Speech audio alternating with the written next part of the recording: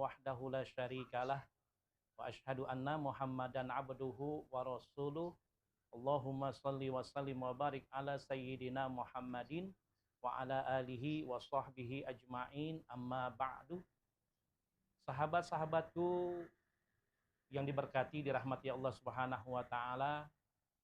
Pertama, kita mengucapkan puja dan puji syukur kehadirat Allah Subhanahu wa taala yang Maha Ghafur.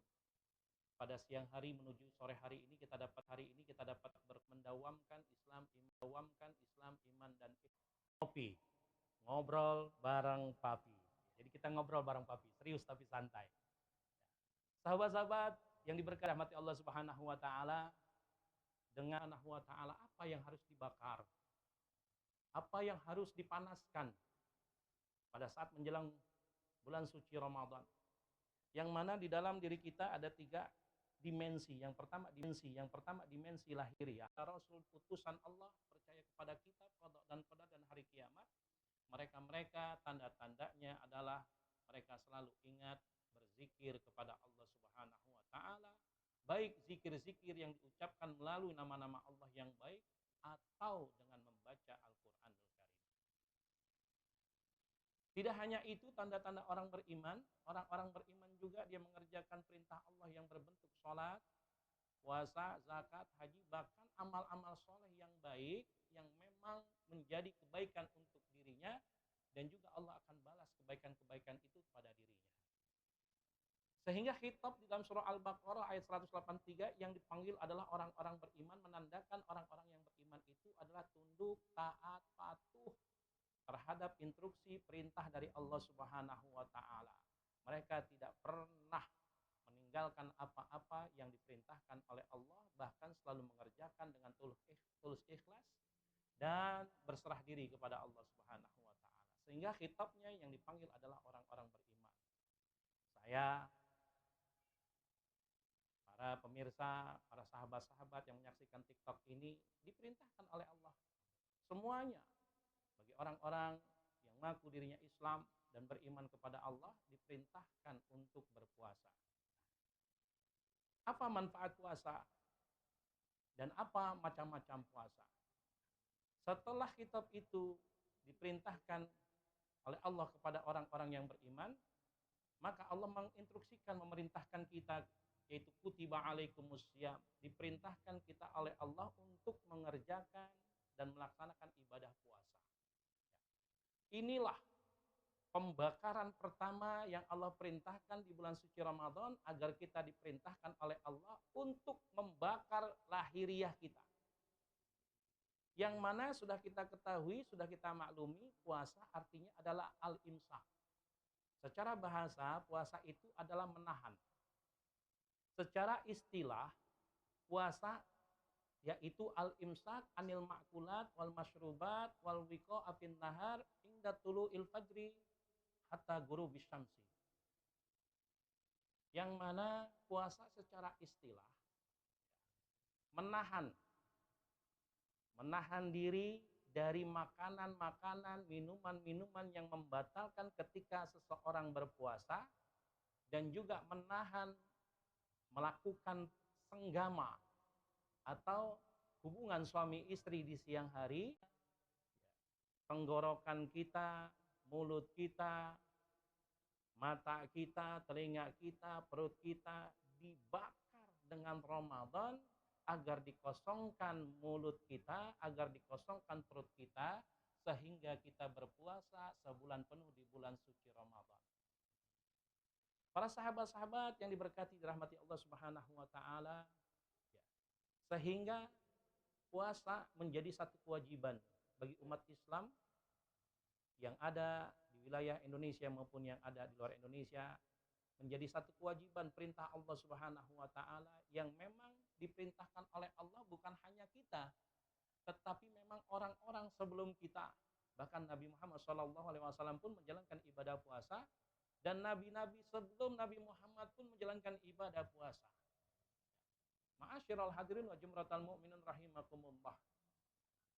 Berapa banyak orang yang berpuasa hanya menahan lapar dan haus, hanya menahan perutnya saja, menahan mulutnya saja, lisannya tidak ditahan, pandangan matanya tidak ditahan, hatinya tidak pernah menahan, bahkan dia berpuasa tapi hatinya menyakiti perasaan orang.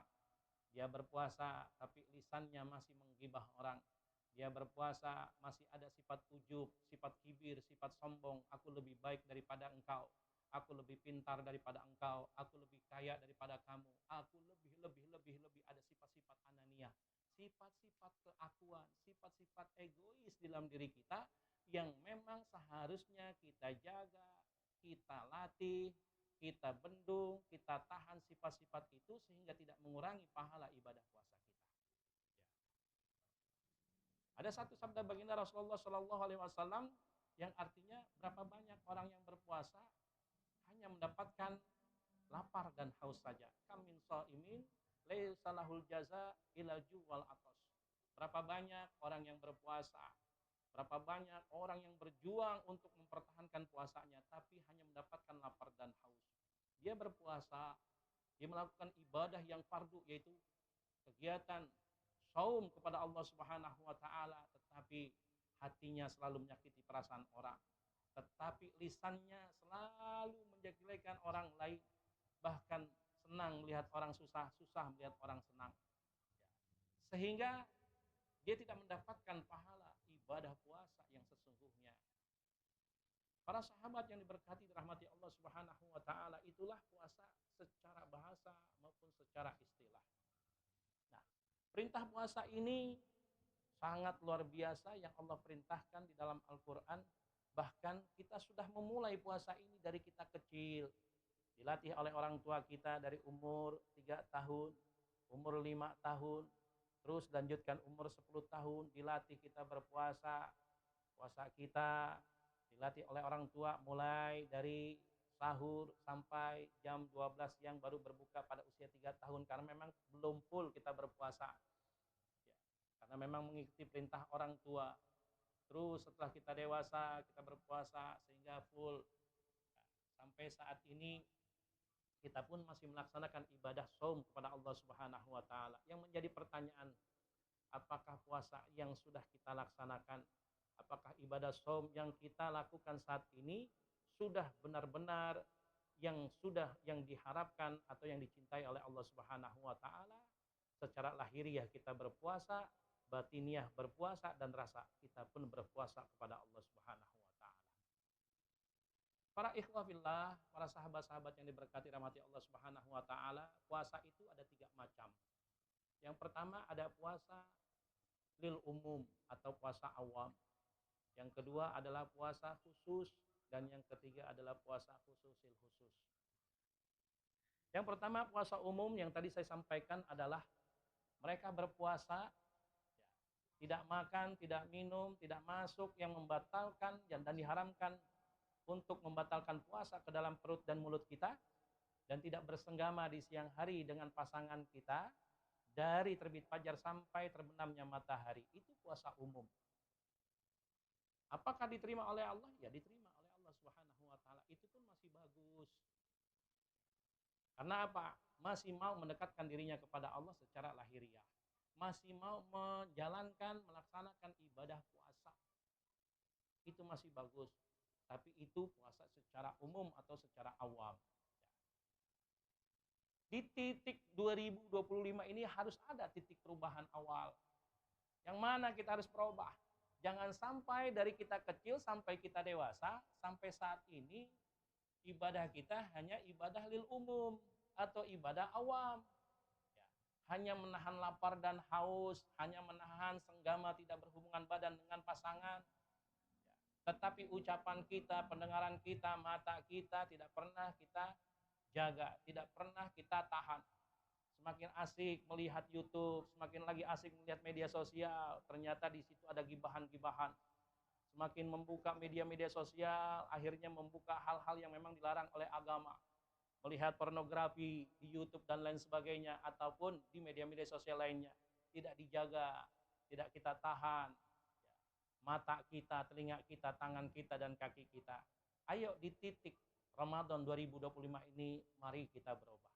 Mari kita bakar lahiriah kita dengan puasa, Mari kita bakar ruhaniyah kita dengan puasa, dan mari kita bakar rasa kita dengan puasa. Untuk yang kedua, kategori puasa yang kedua adalah puasa khawas atau puasa khusus, puasa yang istimewa. Yang mana puasa yang istimewa? Yaitu adalah al-imsak anil ma'kulat wal masyrubat wal wiqa'ifin nahar wal muharramat wal manahi wad damaim wad radail zahiran wa batinan lailan wa naharan. Puasa menurut macam yang kedua disebut puasa khawas, yang mana puasa khusus, puasa yang istimewa ini bukan hanya menahan rasa lapar, rasa haus, tidak bersenggama di siang hari, harus bisa menjaga anggota tubuh, terutama hati dan ruhani kita agar tidak berbuat maksiat batin. Apa itu maksiat batin? Kamislil ujubi, seperti ujub. Ujub itu contohnya saya lebih baik dari dia. Saya lebih kaya dari dia. Saya lebih pintar dari dia. Saya lebih tampan dari dia. Pada aslinya berminyak mukanya. Itu ujub. Penyakit-penyakit yang memang ada di dalam diri kita. Penyakit-penyakit yang memang disematkan oleh Allah di dalam qalbiyah kita. Bukan hanya ujub, ada kibir, sombong, merasa dirinya paling di atas di antara orang-orang lainnya. Ada sifat kibir itu di dalam diri kita. Bukan hanya sifat ujub, sifat kibir, ada sifat riya. Sifat yang ingin dipuji oleh sesama manusia. Contoh, saya ingin memberikan sumbangsi kepada masjid berbentuk uang nominal sekian puluh juta. Sumbangsi saya agar donasi infak sedekah yang saya berikan kepada masjid agar diumumkan sehingga orang-orang yang ada di wilayah masjid dan mendengar dari toa tersebut, saya menjadi orang-orang yang dermawan. Kepengen dipuji menjadi orang dermawan. Kepengen dipuji bahwa dia sangat dermawan. Itu adalah sifat riya. Sifat penyakit hati yang memang ada, yang Allah sematkan di dalam diri kita. Bukan hanya riya, bukan hanya ujub, bukan hanya kibir, ada lagi hasud. Banyak menghasut orang, tidak suka dengan orang, dilampiaskan, diceritakan kepada orang lain, bahkan aib orang tersebut dibuka dan disebut-sebut sehingga terdengarlah orang yang dibukakan aibnya tersebut. Inilah sifat hasud, ghibah, dan lain sebagainya. Kita tidak sadarkan diri. Penyakit-penyakit itu ada, bahkan selalu menyelinap di dalam hati sanubari kita. Pentingnya kita bisa menjaga syahwat, pentingnya kita bisa menjaga keinginan-keinginan yang ada di dalam diri kita. Hawa dan nafsu yang ada di dalam diri kita. Sahabat-sahabat yang diberkati rahmati Allah Subhanahu wa taala, jadi puasa khusus itu adalah puasa menahan bukan hanya lapar dan haus dan bersenggama di siang hari, dia bisa menjaga anggota tubuhnya yang secara batiniah dia jaga agar tidak berbuat maksiat kepada Allah, tidak punya sifat-sifat yang ada yang tercela di dalam dirinya, dia jaga, dia lindungi, dia tahan supaya tidak berbuat maksiat batin. Nah, di dalam puasa khusus ini, kalau puasa awam itu ada waktunya dari pagi, dari terbitnya fajar sampai terbenamnya matahari. Tapi puasa khusus ini tidak ada waktunya mu'abbadun. Ila yaumil qiyamah, selamanya. Selamanya hati itu dijaga, selamanya ruhani itu dijaga, selamanya batin itu dijaga, selamanya kita tidak berbuat maksiat batin, tidak mencela orang, tidak menyakiti orang, tidak memusuhi orang, tidak benci kepada orang, tidak menyalahkan pengajaran pada orang lain, menganggap semua makhluk Allah sama di hadapan dia, dan itu harus dijaga lailan wa naharan, siang, malam, pagi, sore, tidak ada waktunya. Zahiran wa batinan, secara zahir dan secara batin harus dijaga. Sehingga orang-orang yang khawas Ibadahnya bukan hanya ibadah lahir, tapi ibadah batin pun dijaga oleh mereka. Coba lihat orang-orang yang khawas, tidak pernah mau menyakiti perasaan orang lain. Tidak pernah membenci kepada orang lain. Tidak berubah sikap meskipun disakiti orang. Harus menyayangi orang yang membenci kepadamu. Ma'asyiral hadirin wa jumratal mu'minun, para ikhwan fillah, sahabat-sahabat yang diberkati rahmati Allah Subhanahu wa taala. Ini kategori yang kedua, puasa khawas, puasa istimewa, puasa khusus.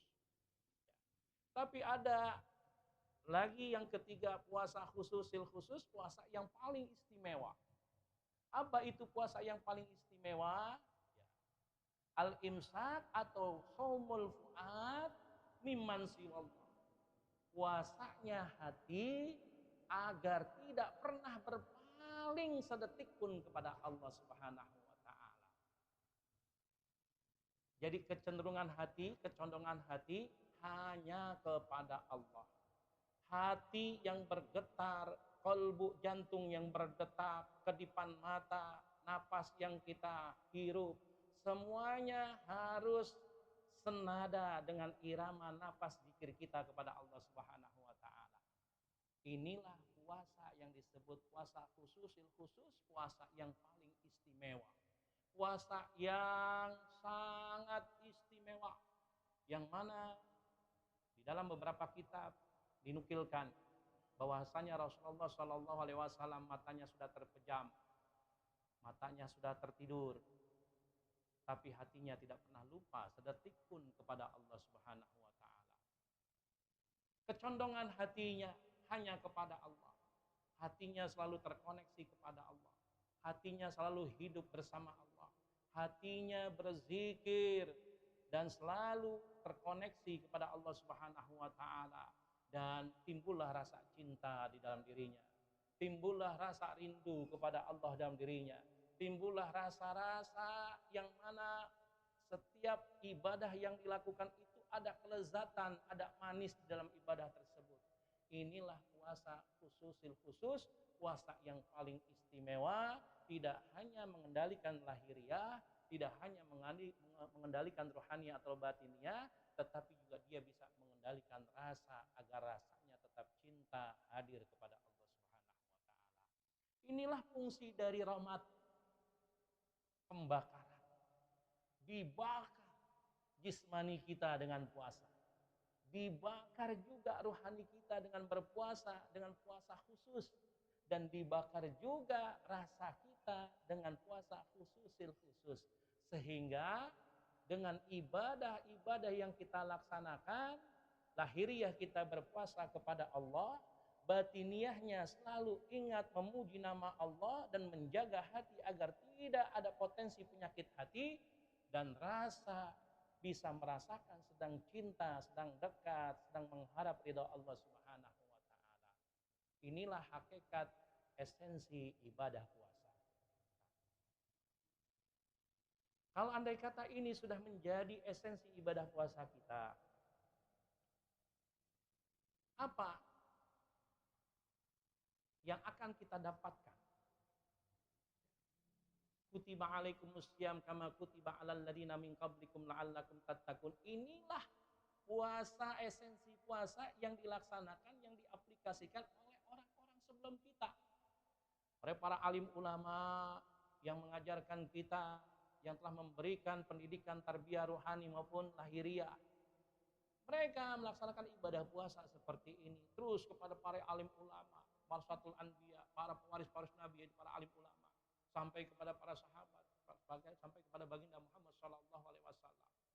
Jadi ibadah yang dilakukan oleh baginda Muhammad Sallallahu Alaihi Wasallam, kita harus bisa mengaplikasikan, walaupun tidak 100% sama, ambillah sepersekian persen dari ibadah baginda Muhammad Sallallahu Alaihi Wasallam. Agar apa? Dengan ibadah puasa ini, agar kita akan dicetak oleh Allah menjadi hamba-hamba Allah yang bertakwa. Akan dicetak oleh Allah menjadi hamba-hamba Allah yang takut kepada Allah. Akan dicetak oleh Allah agar menjadi hamba-hamba Allah yang selalu ingat dan terkoneksi ruhaniahnya kepada Allah Subhanahu wa taala, kalau andai kata kita sudah bersama dengannya, sudah dengan Allah, bersama dengan Allah, potensi maksiat tidak akan mungkin ada dan kita lakukan. Karena kita sudah bersama dengannya. Sudah bersama dengan yang mengatur langit dan bumi. Yang sudah dengan bersamanya yang telah memberikan kehidupan kita. Yang dengan bersamanya kita akan diperjalankan, dihidupkan, dan akan diatur segala urusan kita olehnya. Dan insya Allah kalau sudah bersamanya akan diturunkan oleh Allah, yaitu rahmat atau kasih sayang. Seperti yang tadi saya sampaikan di awal, Ramadan berasal dari 3 huruf ro, mim, dan dot. Yang mana rohnya adalah rahmat. Di bulan suci Ramadan ini Allah taburkan rahmatnya. Allah taburkan kasih sayangnya. Segitu luar biasanya Allah menaburkan kasih sayang dan rahmatnya. Apa yang kita laksanakan di bulan suci Ramadan, baik ibadah yang wajib maupun yang sunnah, atau ibadah-ibadah yang sepele. Misalnya ada beling atau ada paku di jalan raya kita ambil, itu ibadah yang sepele. Tapi dengan rahmat dan kasih sayang Allah di bulan suci Ramadan ini, maka Allah lipat gandakan amalan-amalan kebaikan kita. Walaupun amalan kebaikannya ringan, seringan sayap nyamuk. Tapi pahala dan ganjarannya Allah akan gandakan di setiap aplikasi, pekerjaan, dan ibadah kita. Rohnya adalah rahmat. Di bulan ini penuh dengan rahmat, di bulan ini dengan penuh kasih sayang. Penuh ganjaran-ganjaran kebaikan yang Allah berikan kepada umatnya, kepada hamba-hambanya, kepada umat baginda Rasulullah dan hamba-hamba Allah Subhanahu wa ta'ala. Mimnya bukan hanya rahmat yang Allah berikan, yang Allah turunkan, yang Allah tebarkan di muka bumi, tapi mimnya pun Allah tebarkan dan Allah taburkan di muka bumi ini, yaitu mimnya adalah maghfirah. Bulan Ramadan identik dengan bulan ampunan, yang mana segala dosa, perbuatan, akhlak, maksiat, apapun yang telah kita lakukan sebelum Ramadan ini, baik maksiat lahir maupun maksiat batin, baik maksiat yang kecil maupun maksiat yang berat, kecuali syirik, semua Allah akan ampuni di bulan suci Ramadan. Karena bulan Ramadan disebut bulan maghfirah, bulan ampunan. Sesuai dengan sabda baginda Rasulullah SAW, kalau sekiranya umatku tahu apa-apa yang terkandung hikmah di bulan suci Ramadan, mereka akan mengatakan bahwasanya mereka menginginkan setiap 12 bulan yang ada dalam satu tahun Ramadan semua. Karena di dalamnya penuh dengan kebaikan. Li'annal hasanat mujtami'ah. Di dalam Ramadan penuh dengan kebaikan-kebaikan. Di dalam Ramadan penuh dengan ganjaran-ganjaran yang berkali-kali lipat balasannya dari Allah Subhanahu wa ta'ala. Wa ta'ah makbulah, dan ketaatan, amal soleh yang kita lakukan, kebaikan-kebaikan di bulan suci Ramadan, Allah akan terima. Makbulah, Allah kabulkan, Allah terima amal soleh kita. Apapun bentuknya, dari amal soleh yang terkecil sampai yang luar biasa, Allah akan kabulkan. Bukan hanya itu, da'watu mustajabah. Di bulan suci Ramadan ini, setiap permintaan-permintaan kita, keinginan-keinginan kita, ya, kita lihat kalau andai kata di bulan suci Ramadan banyak yang dagang, banyak yang berjualan, banyak yang bekerja. Kalau dia bermunajat kepada Allah dikala dia berpuasa, doanya tidak akan pernah tertolak. Pasti Allah ijabah apa yang menjadi cita-cita dunia, cita-cita akhiratnya. Seorang ibu mempunyai anak, dalam keadaan anaknya sekolah, dia meminta kepada Allah, ya Rabb, jadikan anak kami anak yang soleh dan soleha. Seorang ibu melihat putranya belum bekerja, dia bermunajat di bulan suci Ramadan agar anaknya mendapatkan pekerjaan yang halal dan barokah. Seorang pengusaha, seorang yang berwira swasta, yang berdagang, kepengen dagangannya laris, kepengen dagangannya habis, dan mendapatkan keuntungan-keuntungan atau bahasa sekarang disebut cuan. Dia bermunajat, sebelum dia menggelar dagangannya, dia bermunajat kepada Allah. Sewaktu dia bermunajat, dia sedang berpuasa kepada Allah, tidak akan tertolak doanya. Wa da'watu mustajabah, pada saat itu doanya diijabah oleh Allah Subhanahu wa ta'ala. Selagi doanya bukan doa yang jelek. Bukan hanya itu, Wadzunub maghfurah. Dan dosa-dosa di bulan suci Ramadan, karena memang di situ ada ampunan-ampunan Allah, setiap orang yang membawa dosa, baik dosa kecil, dosa besar, maka Allah ampuni. Ada satu sabda baginda Rasulullah Shallallahu Alaihi Wasallam, "Man shoma Ramadhana imanan wahtisaban, ghufira lahu ma taqaddama min dzambi." Rasul bersabda yang artinya, barang siapa yang berpuasa. Nah, ini kategori puasanya tidak disebutkan. Apakah puasa umum, puasa khusus, puasa khususil khusus. Barang siapa yang berpuasa di bulan suci Ramadan, imanan wahtisaban, penuh dengan keyakinan, penuh dengan keimanan, wahtisaban, dan memperhitungkan segala apa yang menjadi amal-amal kebaikan dia, dan mengharap ridho Allah.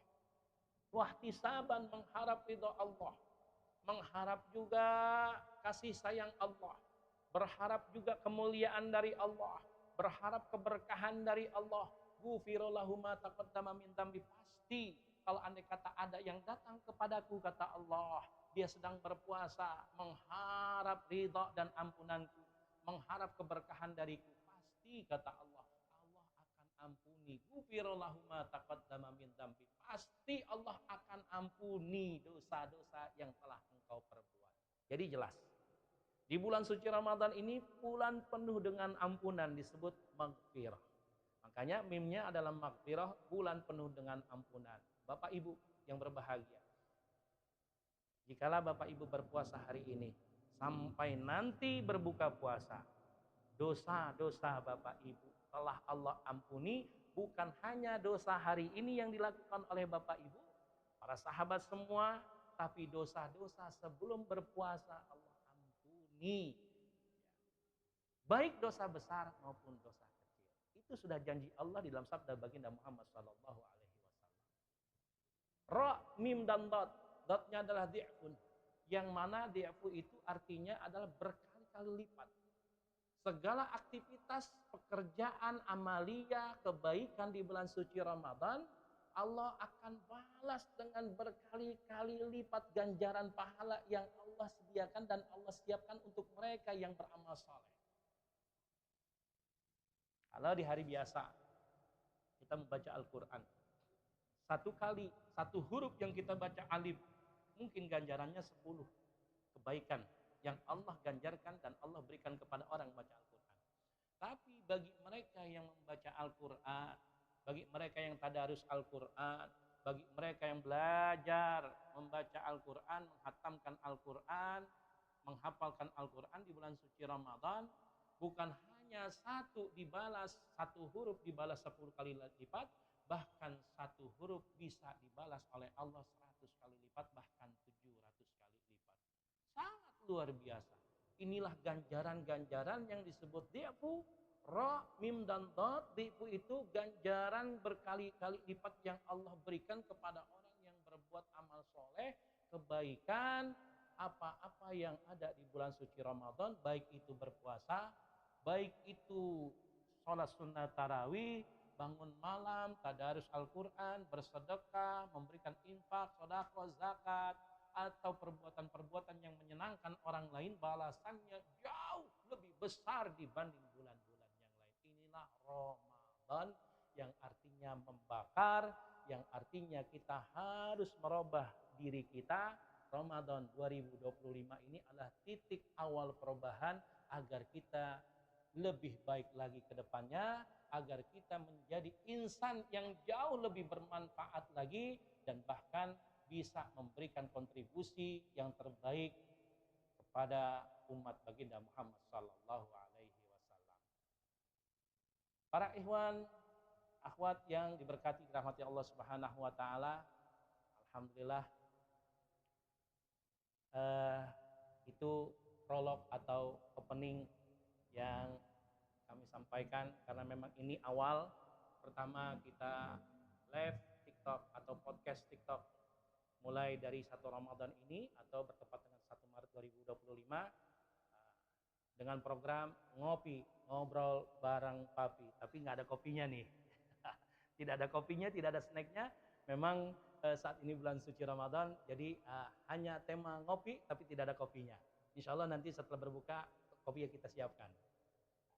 Baik, para sahabat, para ikhwan fillah yang diberkati dan rahmati Allah Subhanahu wa taala, insya Allah di dalam podcast live TikTok ini yang memang bekerja sama dengan komunitas Menembus Langit Suryalaya dan LDTKN Jakarta Pusat dapat menghidupkan Ramadan di tahun 2025 ini, dan juga mudah-mudahan dengan live TikTok podcast yang memang kita awali pada hari ini dan tadi ada keterlambatan, kami juga mohon dibukakan pintu maaf yang seluas-luasnya karena memang operatornya lagi ngutang-ngutik dan mengulik ya. Karena memang ini pertama kali kita laksanakan di studio Obigos yang memang bertempat di rumah sahabat kami, di rumah Om Ardan. Untuk itu kita akan kasih waktu kepada sahabat-sahabat atau ikhwan fillah karena ini sampai jam 17.00 masih ada waktu 15 menit. Mungkin ada yang bertanya atau mungkin ada yang curhat apapun bentuknya ya, silakan. Selagi masih bisa saya jawab, kami akan jawab. Selagi pertanyaannya yang sangat sulit dan bisa saya jawab, mohon studi kiranya dapat memaafkan kami karena kami manusia biasa ya. Ada keterbatasan ilmu yang kami miliki. Silakan, kira-kira ada sahabat-sahabat yang bertanya tentang apa itu Ramadan atau apa itu puasa dan lain sebagainya. Ada Bu Mer yang belum ada sampai saat ini? Ya belum ada. Sambil menunggu beberapa sahabat-sahabat kita yang ingin bertanya, ya kita lanjutkan sejenak. Sahabat-sahabat yang diberkati, dirahmati Allah Subhanahu wa taala. Jadi fasilitas-fasilitas yang Allah berikan di bulan suci Ramadan, ayo ambil sebanyak-banyaknya. Jangan sampai lengah. Jangan sampai juga kita bermalas-malasan. Jangan juga kita banyak melakukan aktivitas dunia yang memang tidak mengarah kepada aktivitas akhirat seperti ya bermain game dengan handphone sehingga aktivitas ibadah akhiratnya tidak ada. Ayo, fasilitas yang Allah berikan di bulan suci Ramadan ini ambil sebanyak-banyaknya. Ya, karena memang ini bulannya Allah memberikan semua kebaikan-kebaikan, ampunan, rahmat, kasih sayang, bahkan Allah berikan kepada kita agar kita terhindar dari api neraka. Ya. Bahwasanya baginda Rasulullah SAW yang tadi saya sebutkan, "Lau ta'lamu ummati ma fi Ramadan," kalau sekira umatku tahu apa itu manfaat Ramadan, hikmah di balik Ramadan, keistimewaan Ramadan, keutamaan Ramadan, latamannau, mereka akan meminta kepada Allah. Mereka akan berharap antakuna sana kulluha Ramadan. Dia meminta 12 bulan di dalam bulan Hijriah semuanya Ramadan. Karena tadi sangat luar biasa Ramadan itu. Ada rahmat di situ, kasih sayang Allah. Bukan rahmat sopan nadi ya. Kalau rahmat sopan nadi itu kiting teman saya, sahabat saya. Ada di hadapan saya. Ya. Penuh dengan rahmat, kasih sayang. Semua disayang Allah di bulan suci Ramadan. Tidak terkecuali. Tidak terkecuali. Allah itu sayang kepada kita. Allah itu dekat kepada kita. Allah itu cinta kepada kita. Ana inda dzani ba'di abdi. Aku tergantung ana inda dzani bi abdi. Aku tergantung prasangka hambaku. Jadi Allah itu dekat. Allah itu cinta kepada kita. Allah itu sayang kepada kita. Tapi kita tidak merasa kasih sayang Allah itu. Allah memberikan limpahan rahmat kasih sayang kepada kita, bahkan bukan hanya kita. Penduduk bumi, penduduk langit dilimpahkan rahmat dan kasih sayang Allah. Bukan hanya manusia, bahkan hewan yang melata pun diberikan rahmat oleh Allah Subhanahu wa taala.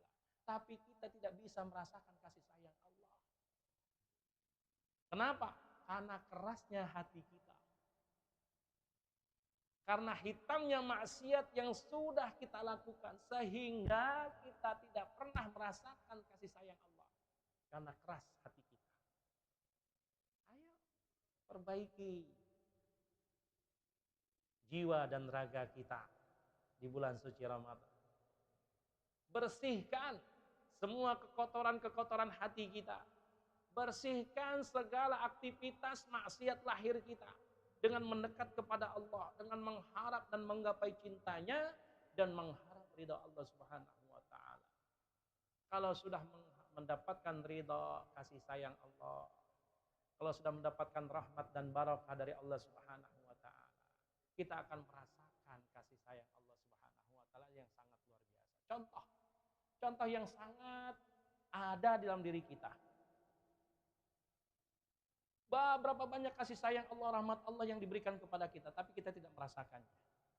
Contoh, kita dikasih pandangan mata oleh Allah. Benar. Kita dikasih kedipan mata oleh Allah. Benar. Berapa banyak kedipan mata yang Allah berikan selama 1 jam? Tidak terhitung. Berapa banyak kedipan mata yang Allah berikan selama 1 menit? Berapa banyak kedipan mata yang Allah berikan sebagai kasih sayang Allah kepada makhluknya dalam 1 hari? Tidak terhitung. Pernahkah kita menghitung kedipan mata yang Allah berikan? Mampu enggak Allah memberikan mata kita tidak berkedip 1 jam saja? Mampu bagi Allah. Tapi apa yang kita rasakan? Enak tidak? Pedas mata kita, perih, bahkan sakit karena tidak ada pelumasnya. Dengan berkedip itu Allah memberikan pelumas di mata kita. Itu merupakan satu rahmat, bukti kasih sayang Allah kepada makhluknya. Tapi makhluknya tidak pernah merasakan kasih sayang Allah. Contoh yang kedua, Allah memberikan nafas kepada kita. Oksigen yang kita hirup ini gratis, bebas, kapan saja kita mau hirup, mau kita hisap, mau kita gunakan kapan saja bebas. Apakah kita pernah membeli atau membayar kepada Allah setiap nafas yang kita ambil melalui oksigen tersebut? Oh, tidak pernah. Ini merupakan bukti kasih sayang Allah kepada kita. Pernah tidak kita syukuri oksigen, nafas yang kita hirup ini, bersyukur kepada Allah sebagai ungkapan terima kasih kita kepada Allah Subhanahu wa taala? Jarang sekali. Ini bukti nyata bahwasanya Allah banyak memberikan anugerah kasih sayang kepada kita, tapi kita tidak merasakan anugerah kasih sayang itu karena hati kita sangat buta.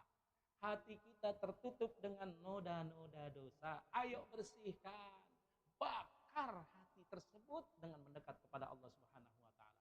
Sudah ada pertanyaan? Mbak Mia?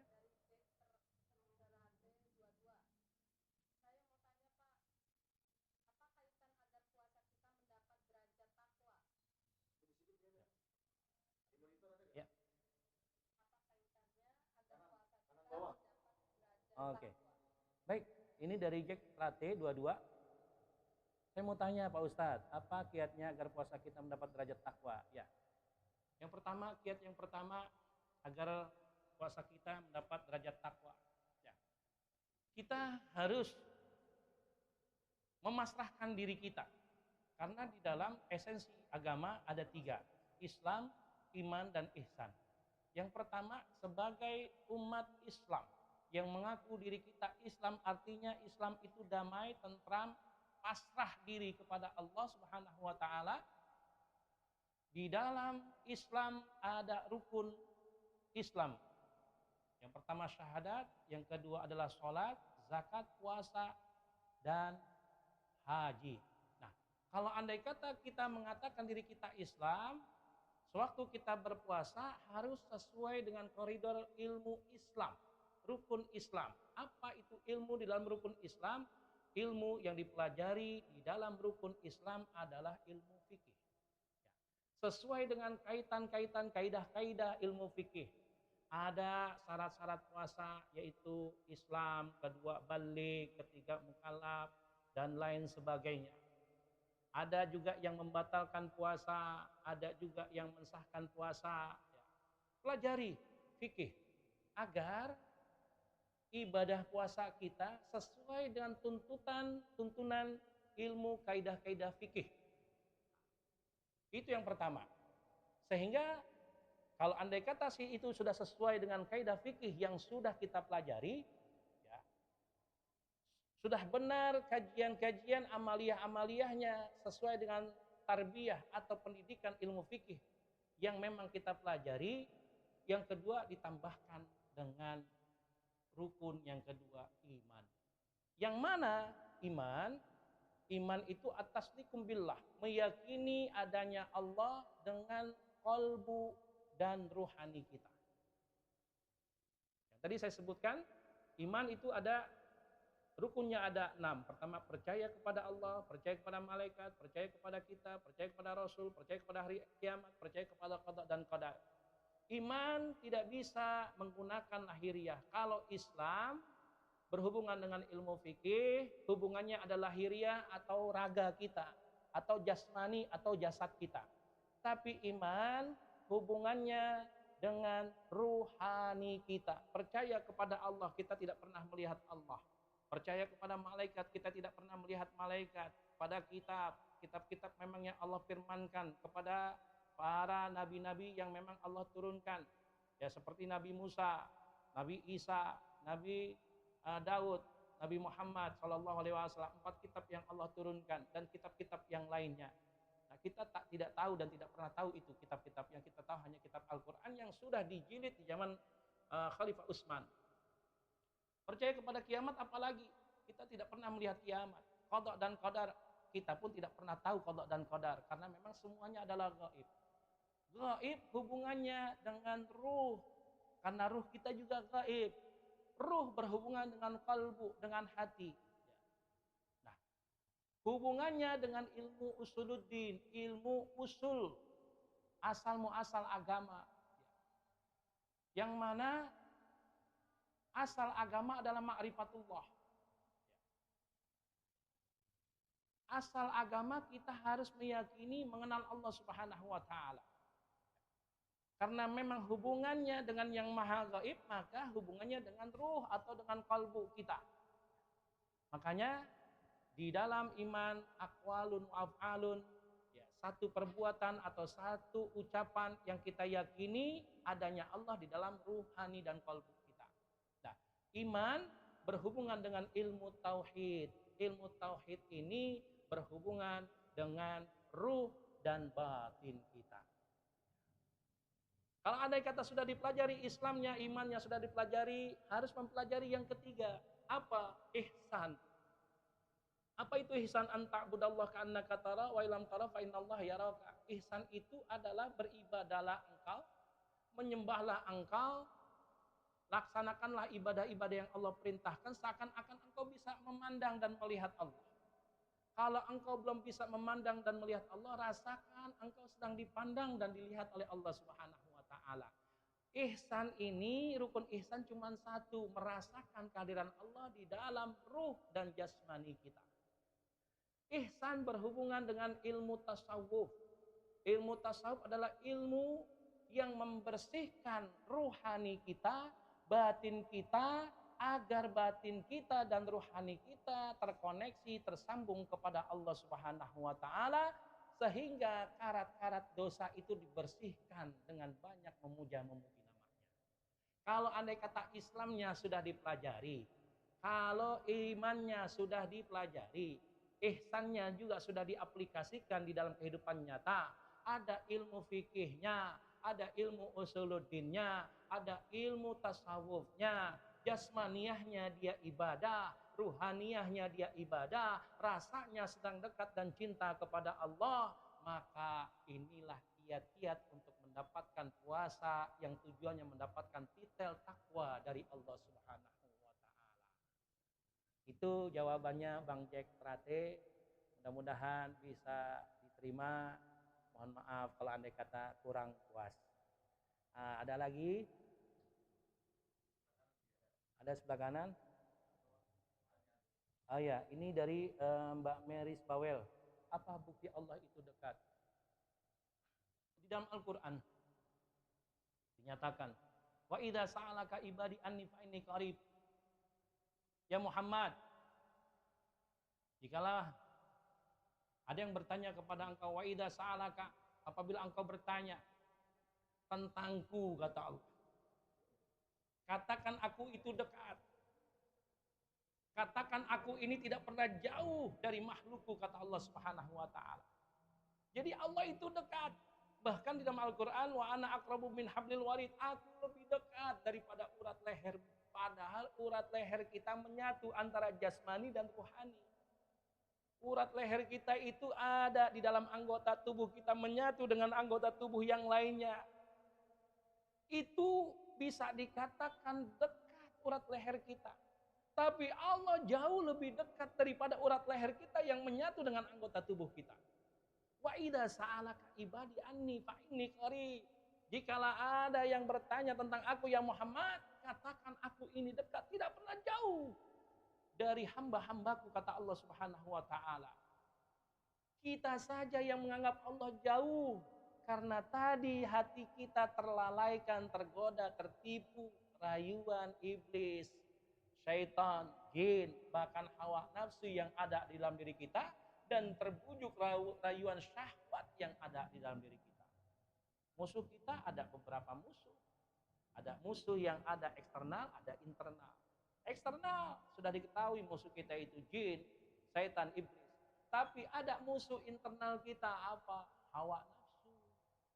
Musuh internal kita apa? Syahwat. Ini musuh internal kita, harus kita bentengi, harus kita pondasikan, harus kita jaga. Jangan sampai musuh-musuh ini masuk ke dalam diri kita sehingga menggoda. Sehingga kita berbuat maksiat kepada Allah baik lahir maupun batin akibat rayuan tipuan yang memang berpengaruh di dalam diri kita. Baik musuh eksternal maupun musuh internal. Allah itu dekat, tidak pernah jauh. Allah itu dekat, bahkan lebih dekat Allah dibanding urat leher kita. Karena apa? Masih ada waktu berapa menit lagi? Kalau andai kata saya kupas masalah penciptaan manusia, udah jam 5. Ya mungkin nanti oke, nextnya Mbak Mary Bawel, saya akan jabarkan kenapa Allah itu dekat dengan kita. Allah itu tidak pernah jauh dengan kita. Kita aja yang merasa Allah itu jauh. Ya. Kalau andai kata kita merasa Allah itu dekat, seperti lagu Bimbo, ya kan? Apa lagu Bimbo? Bang Kiting, engkau jauh, aku jauh, engkau dekat, aku dekat. Ya, nah, ini kan lagu Bimbo. Ya, sudah dibukti nyatakan dengan sebuah lagu yang diaransemen oleh Bimbo. Yang mana memang Allah itu dekat. Kalau andai kata kita merasakan kedekatan kita dengan Allah Subhanahu wa taala. Jangan mengatakan Allah jauh. Kita menganggap Allah jauh karena kita berpotensi melakukan maksiat lahir dan maksiat batin sehingga kita merasa jauh dari Allah. Bukannya Allah yang menjauhkan zatnya ke kita, tapi kitanya yang menjauhkan diri kita kepada zat Allah Subhanahu wa taala. Karena apa? Banyaknya menumpuknya maksiat-maksiat lahir maupun maksiat batin. Ngomong, ngejelekin orang akan menjadi gumpalan maksiat. Hati kita akan menjadi hitam, titik noda hitam. Ya. Pas begitu berbuat buruk kepada orang lain, mengambil hak orang lain, ya.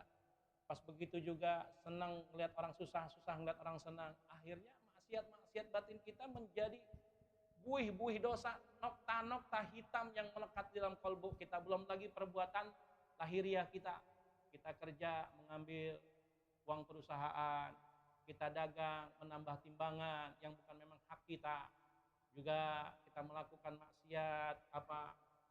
melakukan maksiat lahir, main judi, jangan minum khamar, minum minuman yang beralkohol yang memang dilarang oleh Allah Subhanahu wa taala, makan makanan yang haram yang memang bukan makanan yang halal, kita makan makanan yang haram dengan uang yang haram juga.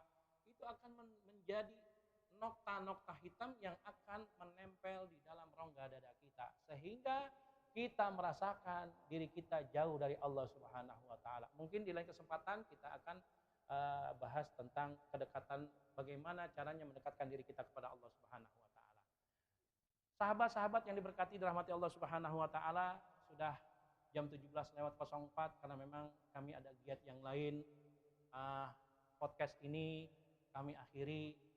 Kami sebagai penggagas atau host di kegiatan podcast ngopi ngobrol bareng Papi. Apabila ada salah dan khilaf, ada kata-kata yang memang menyakiti perasaan para sahabat, ada kata-kata yang kurang berkenan secara perbuatan maupun secara lisan, mohon dibukakan pintu maaf yang seluas-luasnya. Insya Allah besok yang akan menjadi narasumber atau akan menjadi penyampai materi Al-Ustadz Hasanuddin. Beliau tinggal di wilayah Jakarta Pusat. Mudah-mudahan bisa menghadiri podcast ini dan bisa live TikTok untuk hari kedua Ramadan. Untuk itu, saya Ferry Junaidi, host acara Ngopi, Ngobrol Bareng Papi. Dari kami cukup sekian, mohon maaf apabila kurang khilapan. Wallahu muwaffiq ila aqwamit thoriq. Assalamualaikum warahmatullahi wabarakatuh.